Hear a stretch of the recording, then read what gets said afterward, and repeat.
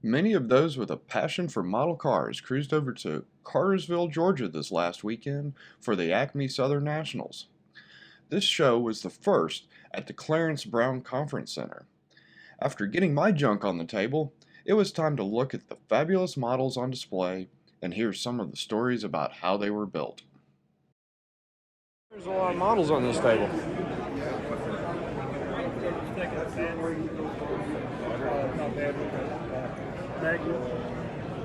Oh, from this right here? Oh, yeah, but when it's in the display case, that's how it's looking when it gets touch. For the show, I was going to leave it closed and stretch, but all that is the hinges I designed are scissors. So looking like that, and then it goes right back down. But every time I try to pin it, I get the hinge right, and then when I try to hinge on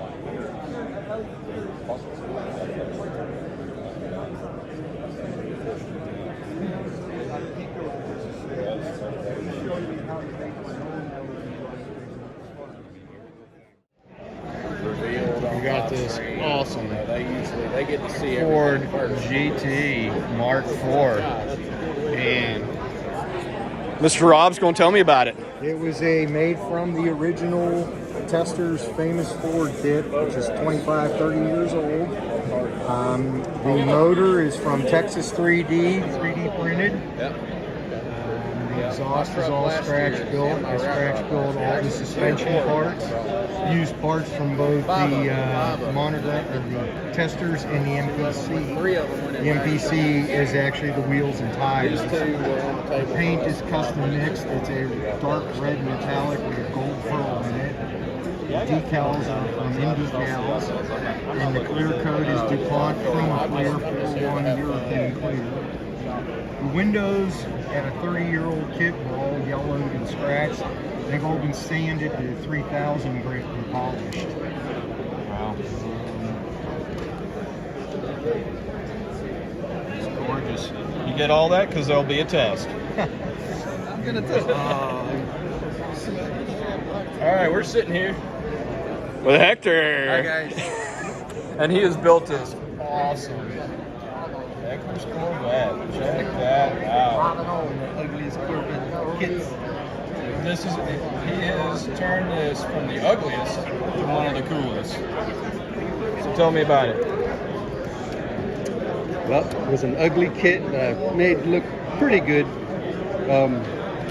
Just put some, front lip, 572 3D printed engine.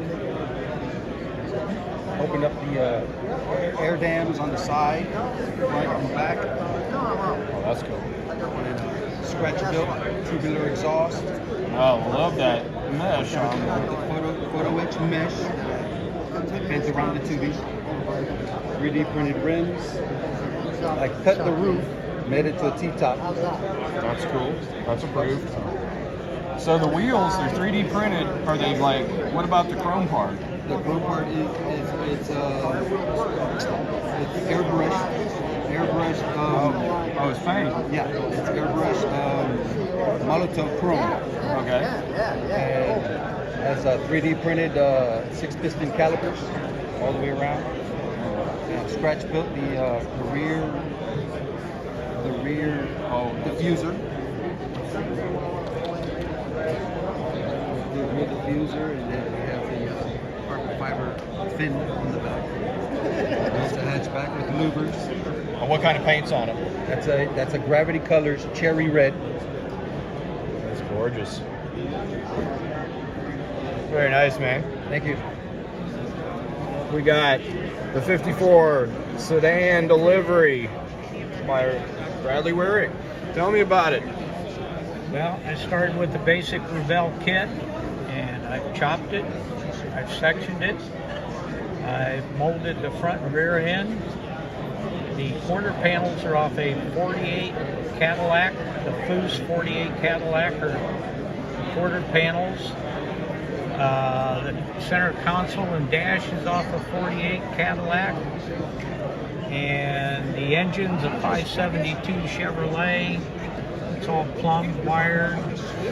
I built a Mark Batson radiator and put in there so that the screens, carburetors are 3D printed. I made the headers, and the frame's almost 100% stock or scratch built, and it's silver and pink flake.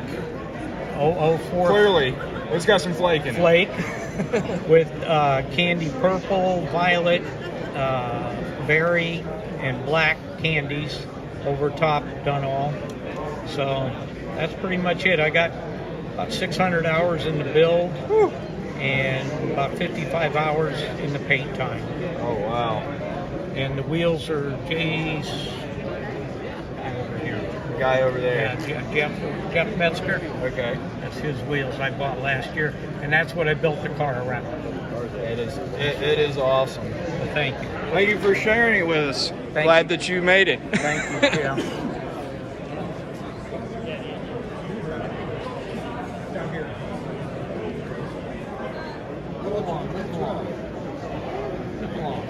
All right, so there's this UFO thing that my buddy Josh McCall has built, and it like lights up and does all this stuff. It's the mothership, and he's got to put new propulsion in it. We're about to see the inner workings here. Okay, this is the unique. So this brain. is kind of a standard display base that I have had the UFO designed around so that it would fit inside. So you made all of this. So all the wiring I did, yes. I did install myself. The actual UFO was 3D printed. So how did you get inspired to build this? So the car I did. Well, we'll talk about the car. We're Okay. talking about whatever's happening here. So the car is just kind of like out there, and with the lights that I did in the car, I'm like, this looks like Close Encounters of the Third Kind. Okay. You know? And it's a color bar. All the lights are supposed to be simulating a color bar, which is a lowrider accessory back in the 70s that people would mount under their dashboard, usually on the passenger side. So, and it would dance and flash through music. So once I put the lights on the car, I'm like, and then in the taillight especially, I'm like, man, this is like a UFO. This is just something nobody's ever seen. And so then I got the idea. I'm just like, it's the mothership, you know? Parliament Funkadelic, you know? They did jamming that back in the day in their lowriders. So, like, that's the name. All right, hold on. We're going to let Wes talk. All right, so you have like 3 LEDs in each window. Yep. And I forget how many. There's like 20 or something. So 2 on the outside are slow flashing. 1 in the center is fast flashing. And I actually have them on 2 separate switches, so if I ever want to just do one or the other. But I like the look of both. Okay.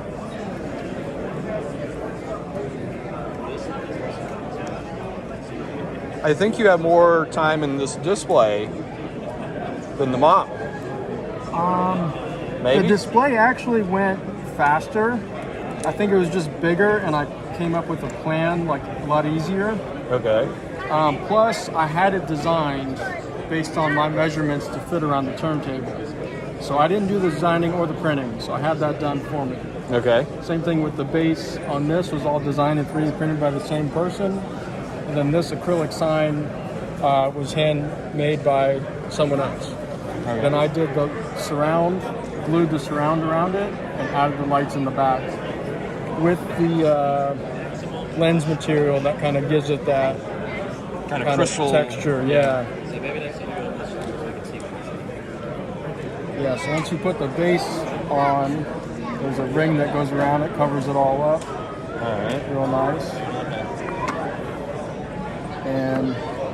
And then we put the icing on top. Yep. Which is the 1970 Chevy Impala. AMT kit with all the customization options on it. So it's got the smaller, the opera window in the back. It's got the custom rear with the roll pan and headlights with a roll pan in the front as well.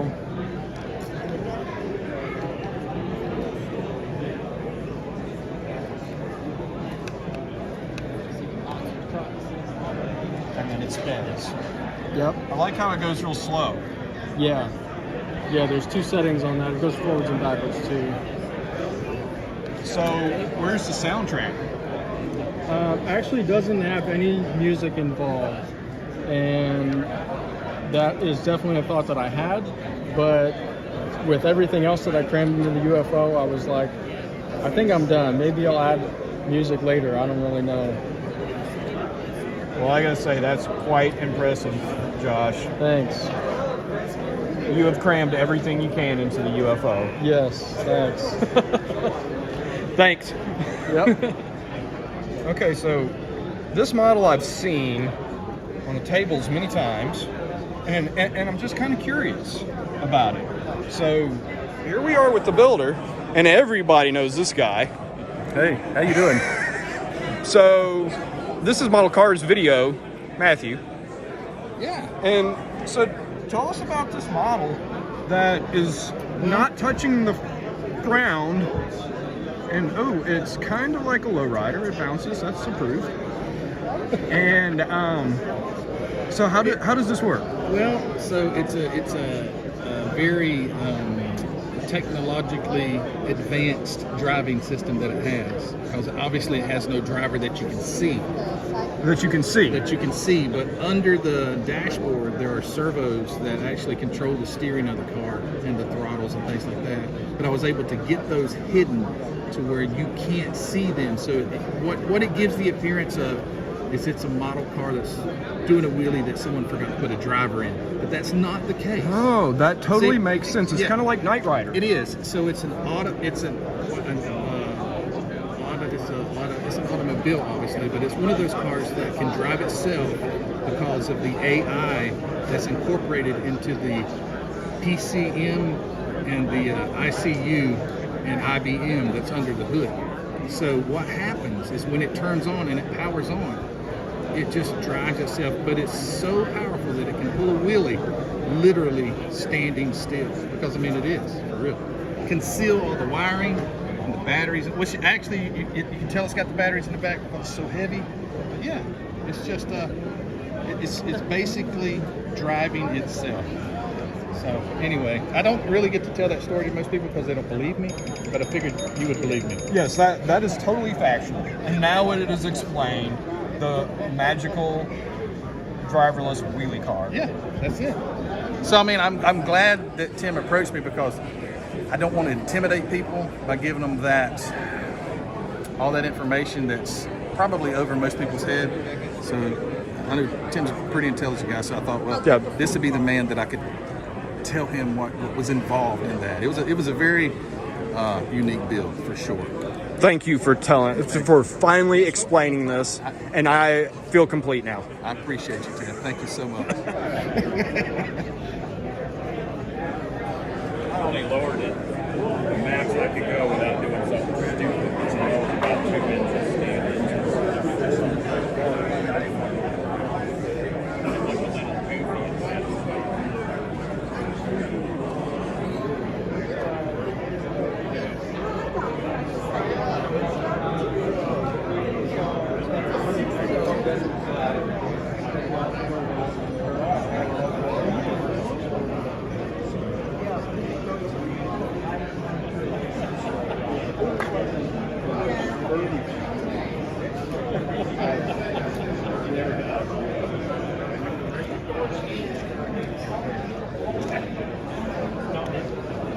That was our very first one. We went to the opening one in Austin, I see that. and then we Front seal. actually Austin Now the was front, one of the when you top close ones. it, that's the button to open. It was, So it'll pop up. yeah, it's The work hood wherever you're has sitting actually at got because another latch, like so I took a magnet, positive and positive. Advantage to PRV out there. We can't get a state park, and we made 2 duplication out there. You know, so going. It makes no difference in the model show, but I thought it was fun to do. We've looked into what? Very Looked nice. into the Las Vegas. Very one, nice. but Tim, tell me about it. tickets are freaking It started out, I won this. It was a promo body. Okay. I started, I put it on the shelf. I thought it was the ugliest thing I've ever seen. To be honest. And then one day I was sitting on the shelf and I'm looking at it. I'm like, I wonder if I can make something cool with it. So I started drawing, sketching stuff out. Oh my And God, it's lo and ridiculous. behold, I found The something I Miami like. race is the same I'd way. It's shave like, down the I said, well, fenders, this will flap never things be twice out. in the USA again. And it was a promo, so it was only a body. So while living So I in built Europe, the we went to 6 different brass races. chassis for it. It's got a cantilever rear suspension. You can see the shocks kind of through the back window. I see that. No, And all the front suspension. it was horrible. Totally. And then I did my best to make leather. It looks beautiful. Love to get a silver still. Thanks for sharing with us. Thank you.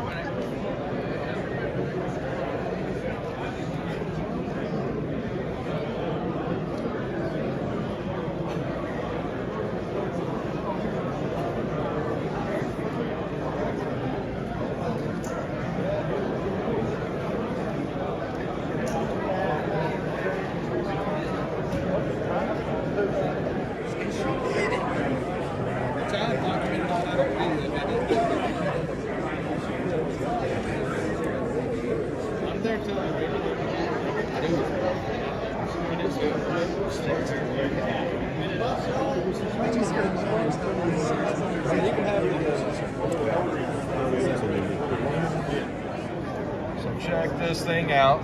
And we're with Dirk Joseph, aka Scrappy J. Scrappy J.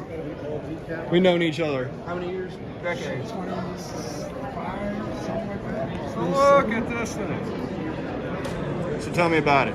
So it's started with the 72 AMT. So it's not the Blazer kit.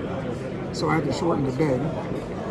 Added the, I think it's a 97 Corvette taillights. The hood is vacuum formed. So is the top, the Blazer top is also vacuum formed. The top, the hard top actually retracts into the bed. What? So you can put the hard, So the hard top so goes the top into can go into the bed so that the Blazer top can go on. You must be joking. Nope. And it has a NASCAR front clip, but I chopped off all the stuff so I can detail it out with you know, the pivot joints and all that stuff. So they actually woodwork conceptually.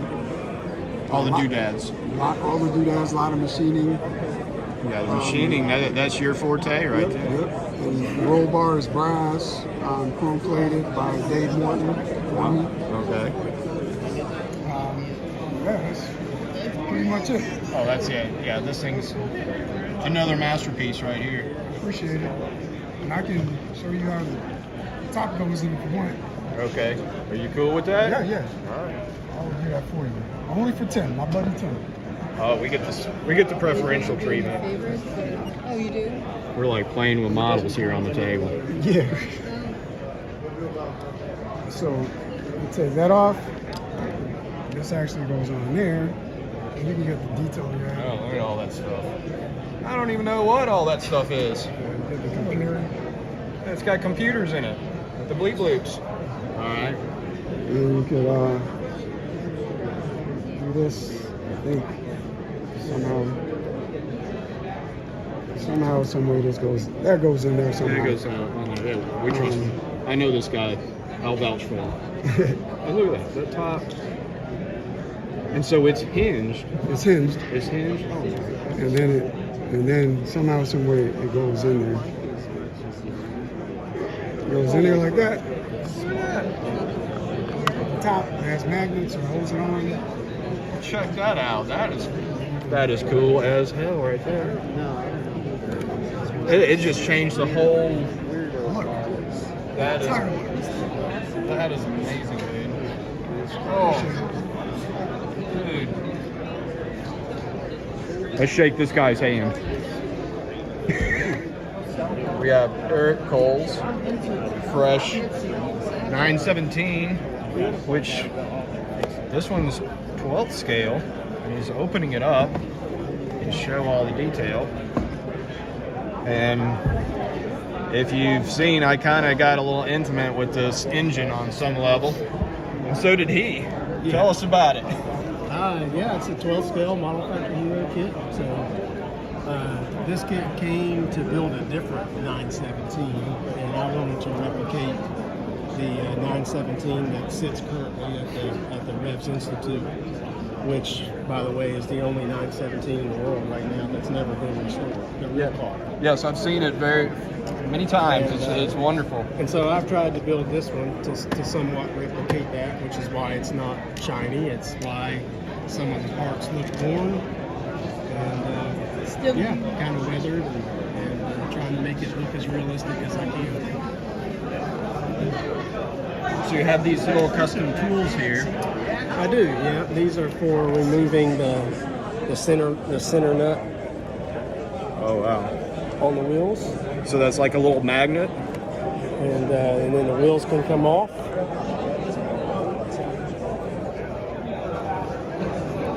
And then I have a little jack stand that goes under to hold it in place. And put the center nut back on, just so I don't lose it. Sure. Awesome.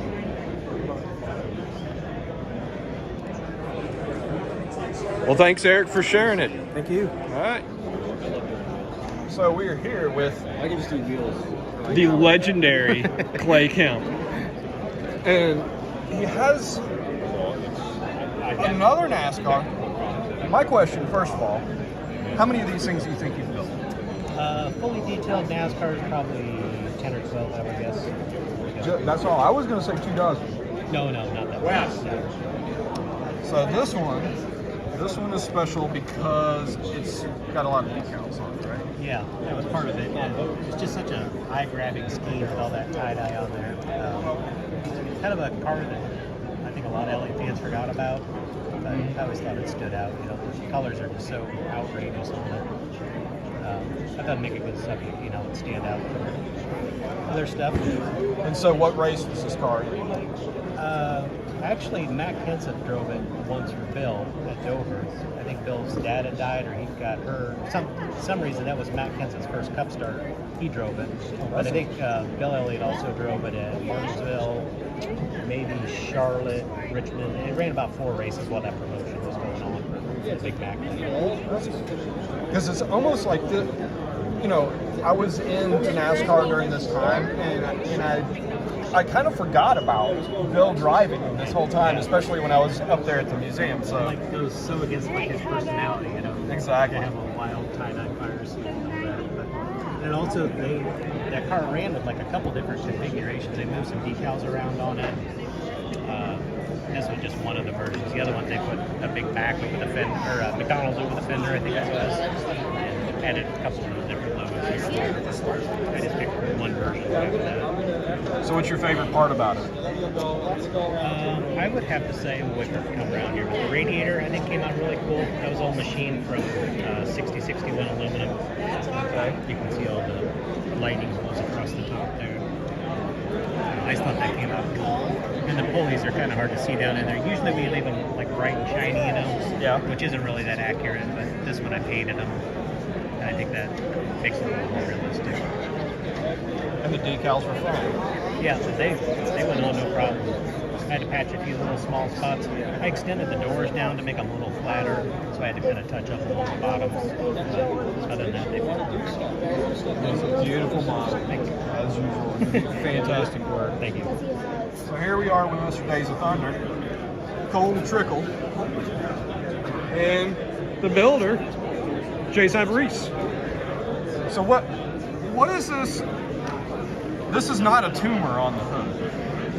What is this on here? Those are the camera pods that they rigged up on the car so they could do the, I guess, the hero shots. I don't know what in movies what that would be called. What this guy is. Right. So when he has the speaking lines inside the car, those are the cameras that captured his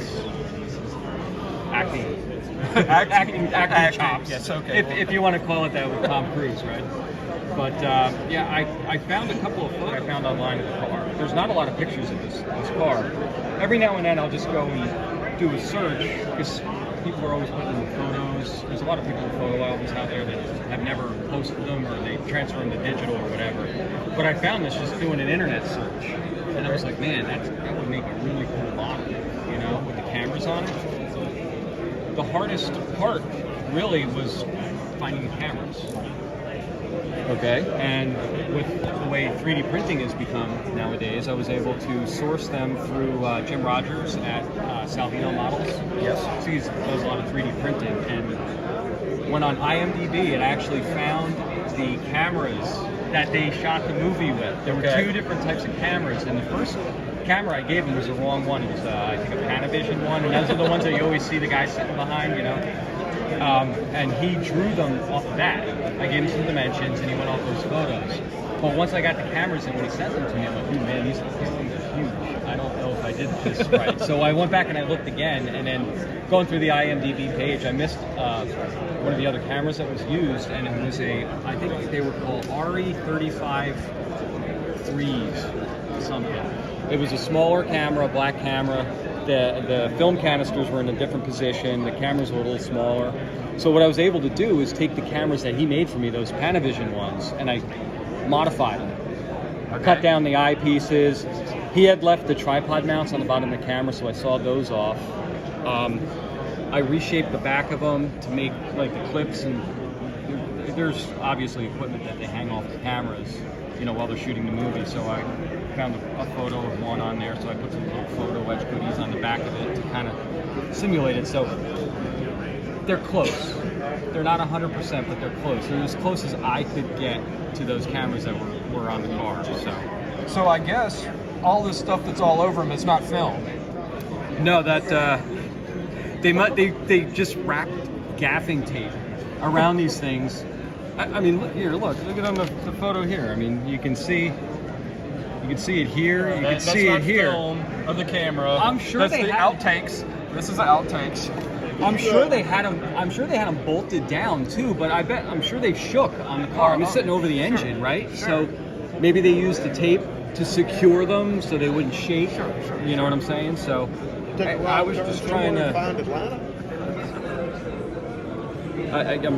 I'm sure there was for whatever reason they put that tape there to secure them better, and I was trying to duplicate the photo as best I could.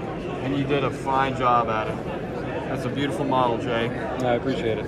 Thanks for sharing it with us. No problem. There's this like really cool McLaren T50. No, that's not what it is. GMA, Gordon Murray Automotive. Yes, Bob Downey. Hello. Is right there, and he's going to tell me how to build mine, so I don't like glue myself to it.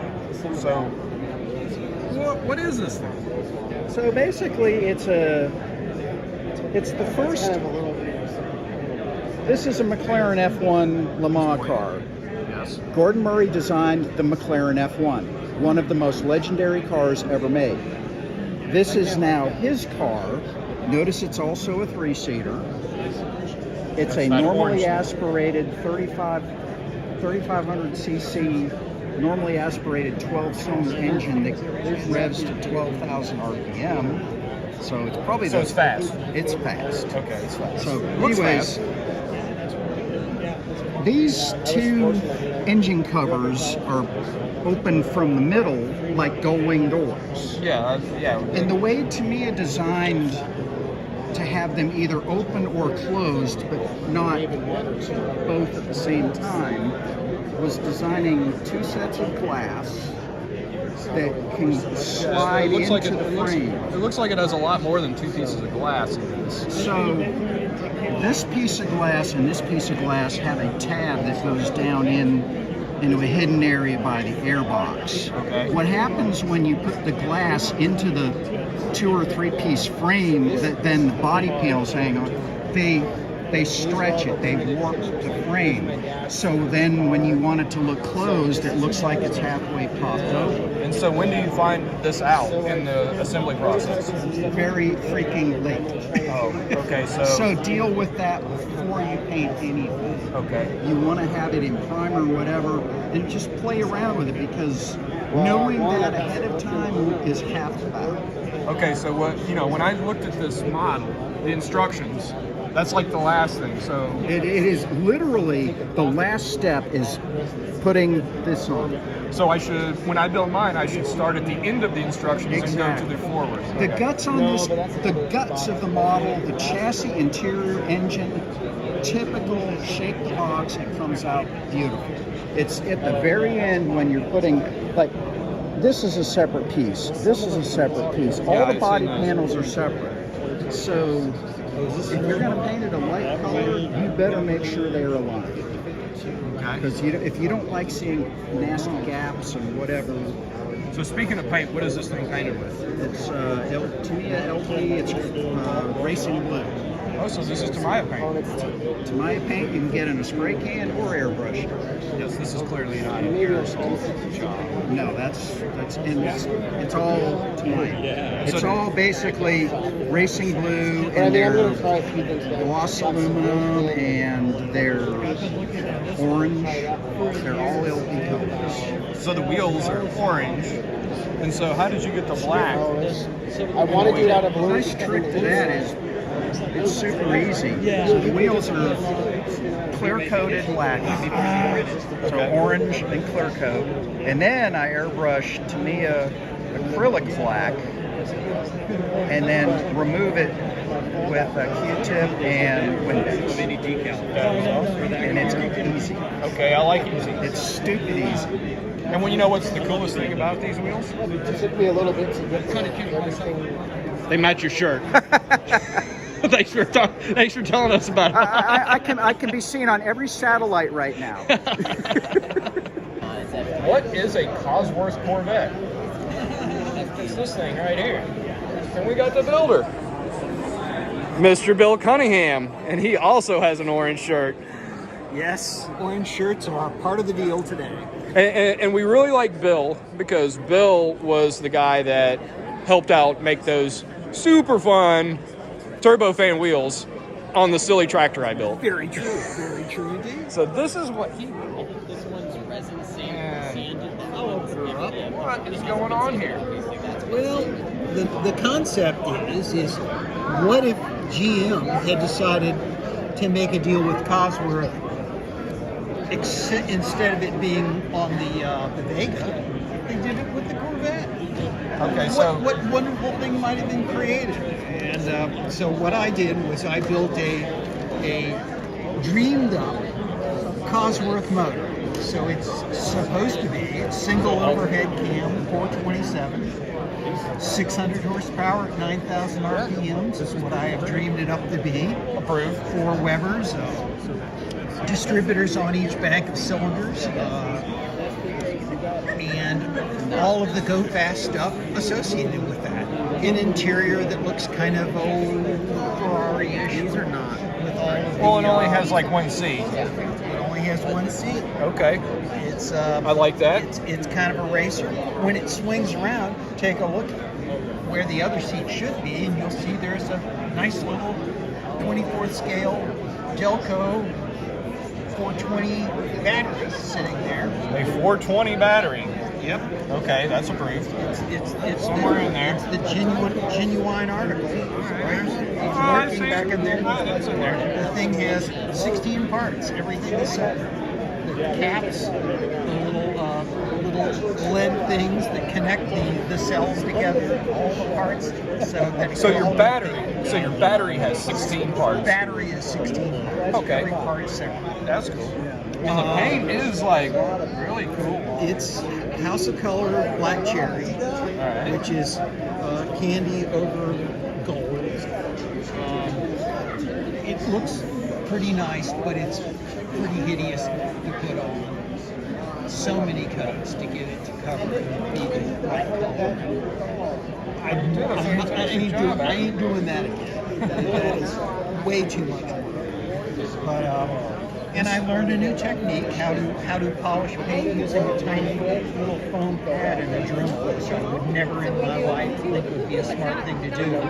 But I got taught how to do it, and I was able to remove some micro scratches that were on that surface that were just driving me nuts. But I got rid of all that stuff using that process. I know that seems to be the way to polish these new 2K type jobs. Oh yeah, those machine polish. I'm sure. Yeah. But generally speaking, I don't do anything except using hand polishing, using the cloths and all that sort of stuff. A lot of fun. Everything's 3D printed. The wheels, I was about to say this is not something you can go buy over here in the vendor area. So this is not going to find this one. Not one part of it would interchange with a 124 scale kit. Every dimension is different. The wheelbase is longer, the car is lower, the car is vastly wider. I mean, if you were to sit it next to one of these Corvettes over here, you'd laugh and see how huge it is. I mean, it's a show compared to those things. It is beautiful. You did a fantastic job designing it. And we want to thank you for bringing it and being a part of our community. You bet. And we'll say it's a lot cooler than any baby. Listen. Hold on. I'm here with Tom Welsh. And he has this wonderful Porsche 917/30, correct? Correct. And if anyone has watched my YouTube channel, knows I built this. And he's going to tell me about his model, which is super cool, of the car that inspired my silly little tractor. It's phenomenal. The work that you put in to your turbine wheels and the colors, they're spot on. The detail of the motor is insane. It's something that I would love to incorporate it, but this is like it's a 4-pound resin slug, and there's just no way you're going to do that. And I don't know of any other 24 scale model of this except for in the resin. This is from 1989, and I was lucky enough to find it on eBay, and I was really pleased the way it went together. So what kit is this? It's from UMI. And that was like a European, and is this resin? It is resin, and I have no clue about the company. I built it as best I could find. There's a lot of documentation. It's in the Peterson Museum. It was the headliner at the Ren Sport reunion this year in Laguna Seca. So it's got a lot of press lately. Did as much work as I could to take some of the rough edges off the resin, and added some personal touches to try to add some detail. So what is it painted with? It is painted with, I believe it's a Tamiya colors. I painted the yellow first. No, I painted the red first, masked off the thin, the pinstripes, then painted yellow, then masked off the yellow, then painted blue with Tamiya, then 2K over the whole Miguel. And then the chrome is bare metal free, and I just cleared over it as well. Because this is just a model you don't really see. And you did a fantastic job with it. And this is like the Can-Am killer. This is the one that killed Can-Am. It was over 1,200 horsepower. It was driven by Mark Donahue back in the day, and as big as the McLaren V8 427s and bigger. The turbo power was just overwhelming. On top of that, it's a birdcage frame, and they skinned it basically with fiberglass. Wow. It is so cool to have the car that inspired my silly little tractor.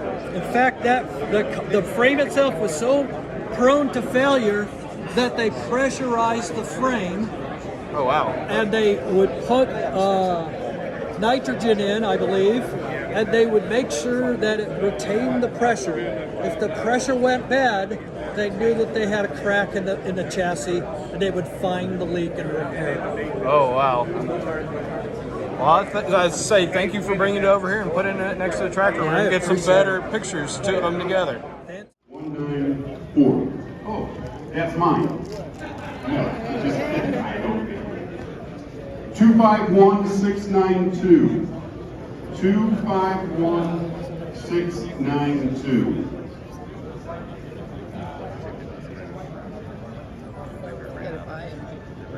Anybody?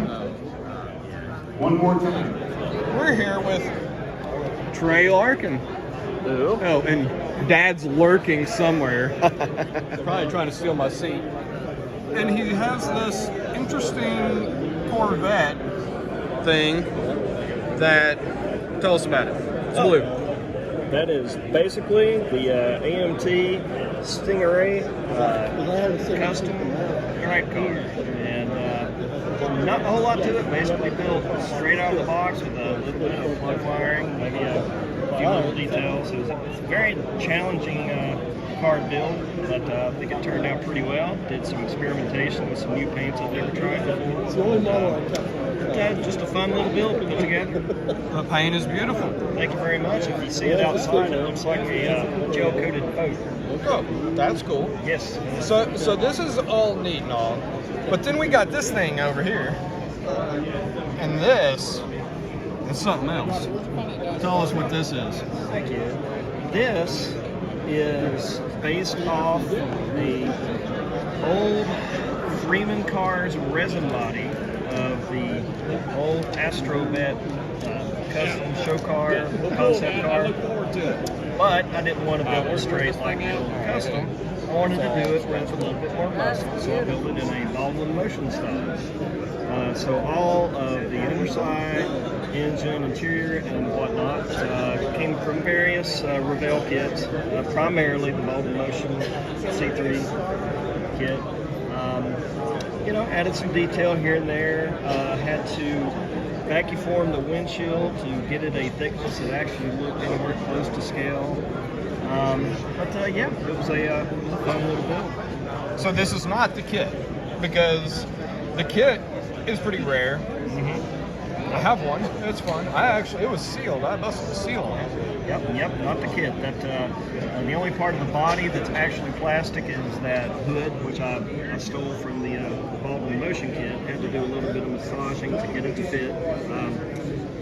But yeah, it's actually a combination of several different kits. Just kind of a kit batch. I did machine the rims, a few little things here and there. But, I think it turned out pretty well. I had to lower it a little bit to get a nice little stance on it. Yeah, it turned out really well. It is absolutely stunning. Thank you very much. Fantastic. We are looking forward to seeing what you build next time. All right. Thank you. Thank you.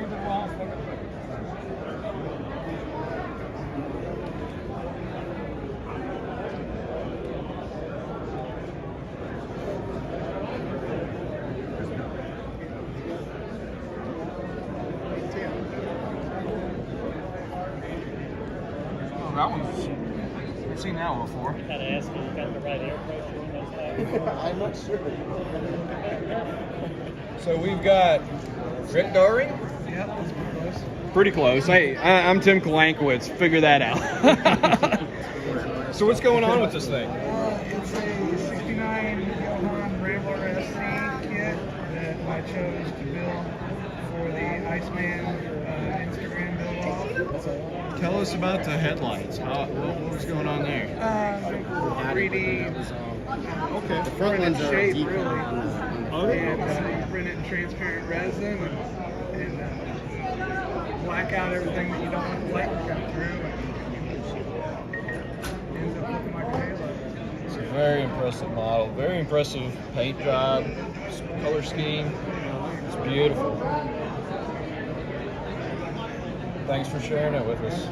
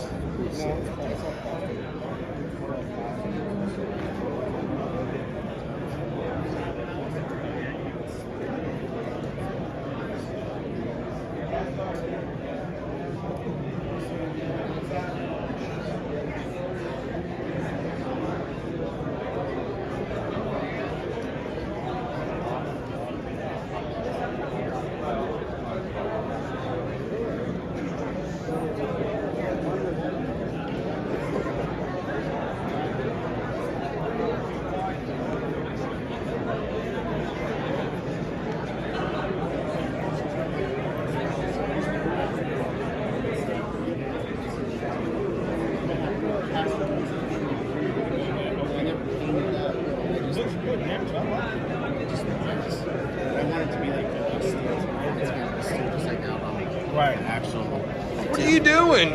I was putting the wheels on the tire. Oh, I'm okay. showing Leonard he wanted to see some stuff under the inside. Tim, right? I met you 100 years ago. 100? I'm not that old. Well, at least I'm getting old. How you doing, bud? All right. What you think about that thing? I love it. I'm in love with it. I'll tell you, it's a beautiful build. Is that not one of the most impressive models you've seen? It is one of the most I've ever seen. I mean, it's done right. Everything's in scale. I mean, it's just people don't understand how much work goes into this to get this car to sit right and just stands its perfect.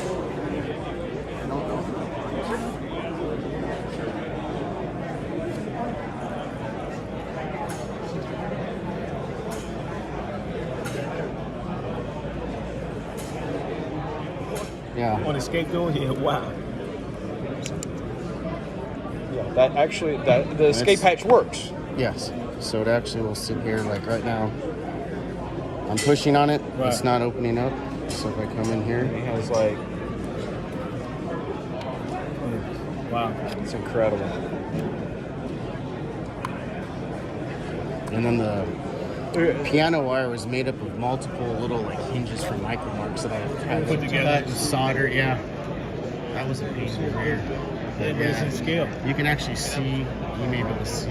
Yeah, I can see it. And all the rivets that hold the inner structure in is crazy. And like the little vents over the wheels. Yeah, those are all like scratch built. There's 1, 2, 3, 4. I don't know. There's multiple pieces. And gasket that some of this.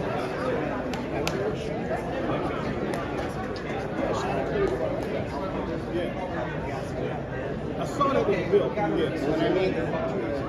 It's not much, But it's enough. but it's enough there that you see it.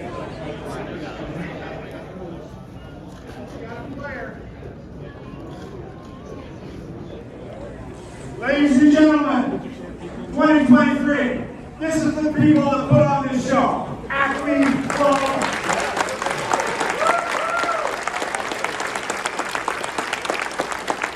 Let's hear it for the new venue. Let's hear it for the hotel. Let's hear it for the guys who put the picture.